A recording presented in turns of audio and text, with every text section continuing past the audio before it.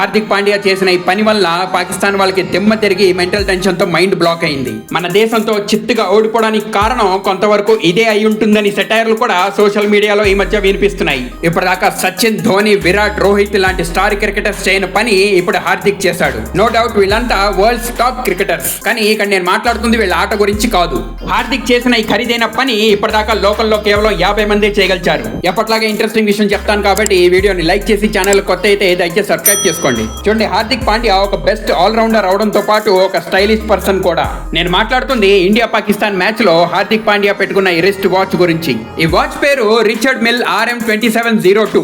ఈ వాచ్ కి అంత ప్రత్యేకత ఏముందని మీరు అనుకోవచ్చు. నిజానికి ఈ వాచ్ ఖరీదు అక్షరాల 7 కోట్ల రూపాయలు.